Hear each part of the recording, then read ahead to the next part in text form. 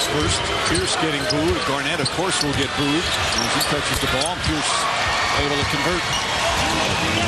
You don't play better defense than Quentin Richardson just played. That's outstanding defense, just better offense by Pierce. Granted, the level of competition wasn't the highest, but they had great ball movement and very good. The only thing I'm going to disagree with Wade on is I saw him actually win a series by himself against the Mavericks. It should be the other Heat guys, family members telling me that. No, Wade is good. He's fine. Pierce good at the other end. Pierce steps back. That's a three. That goes. Pierce had his best season from three-point range during the regular season. Don't wait. On the other end, Paul Pierce, you said he's been up and down. 9 points for him in that quarter. What's working for him? Well, we're going to him, number one. That always helps with him. And he's got a good rhythm right now. So we just got to keep going to him and keep letting him catch the ball in space. All right, thank you, Doc. Thanks. Mike? That's why the Heat selected him second after Derrick Rose. He just, as Wade says, it just hasn't clicked yet for the young man in the NBA. Shot clock down to three. Good Heat defense. Pierce is going to have to put it up as the shot clock expires. And to me, that's the difference between the two teams, that all three perimeter players for Boston in a late clock situation can create their own shot. Wade hits a three. Nearly stolen by Thomas. Shot clock at 6. Pierce pulls back, hand in his face, knocks it down. Celtics by 3. Joel Anthony, Durrell Wright, and Haslam out there right now for Miami. Rondo with another steal.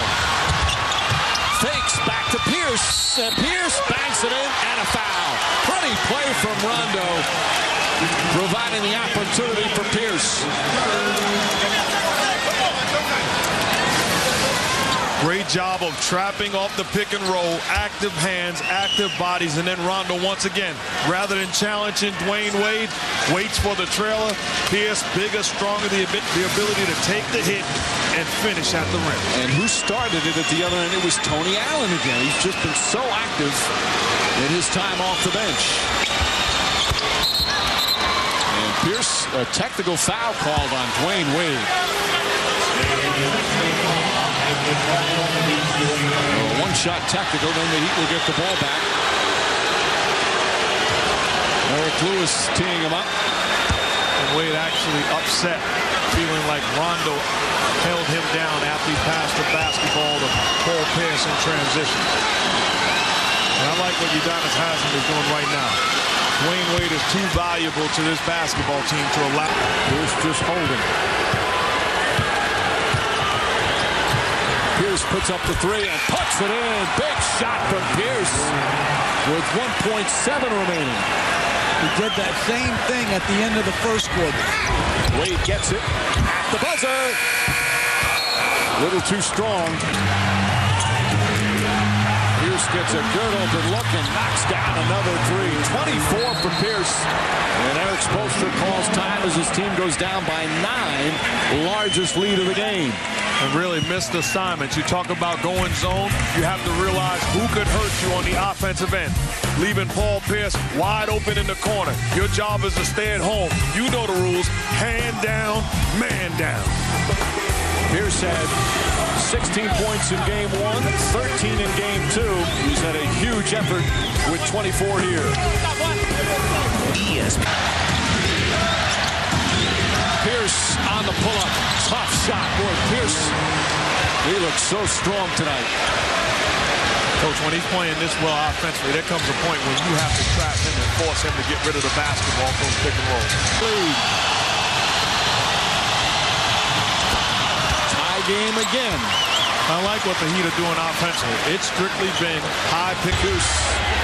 Wright tries to stay with him. Pierce can't connect. Rebound, Rondo, and does it again. Sets up a three.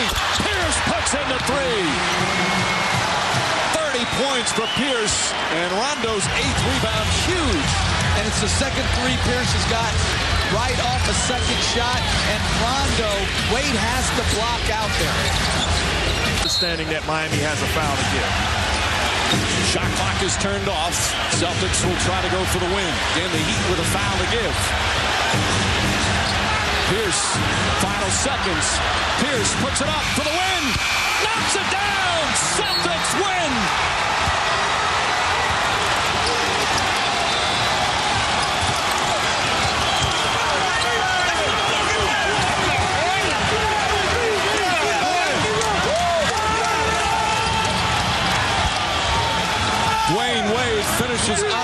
bench as Paul Pierce, with a superb game, able to hit. Now the officials will review it, but it looked like he clearly let it go before the buzzer, and the Celtics will take a 3-0 lead in this best-of-7 series. Big play by Paul Pierce. Here's my question. You got a foul to give. Why leave it in the bank? Perfect situation. It does not get any better. He sets it up. Clock dwindling down. The ability to take the hit when he goes into attack mode. You allow Paul Pierce to almost make that last play as if he's standing on the court all by himself. Big-time play by a big-time player. 11 points in the fourth quarter for Pierce. 32 for the game, including the game winner. And the Boston Celtics get the road win. A heartbreaking, crushing loss for the Miami Heat. They were demoralized after the Game 2 29-point blowout. And this one is just devastating. Pierce, the game winner. He's with Lisa. Thank you, Mike. Paul, just describe that last play. Take me through it. Well, that's a shot I hit a number of times, playoffs, regular season. I told Coach, just give me the ball at the top, give me the right side, and I got to my sweet spot. I wanted to make sure there was no time on the clock, and I drained it. Now, you knew they had a foul to give. What were you thinking was going to happen? If he had came up and tried to get the fouls, we'll try to get it up quick. But I really didn't think about it. I was just winding down the clock. Everything's moving so fast when the clock is winding down. So, I just wanted to get to my spot and get my shot up. You had 11 points in that fourth quarter. What was working for you in that fourth quarter? I was going to the mid-range jumper. I found I was open when I was getting to the hole. They were collapsing on me. So I found, some little gaps in the defense. They're a great defensive team. So I was just taking advantage of it. All right. Thank you very much, Paul. Congratulations. Lisa, great victory for the Celtics and a terrific performance for Paul Pierce. Up next on ESPN, more NBA action. Dallas takes on San Antonio. This has been a presentation of ESPN. The Mark Jackson, Jeff Van Gundy, Lisa Salters, and our entire crew. This is Mike Green saying so long from Miami. Now let's go to Dan Schulman in San Antonio.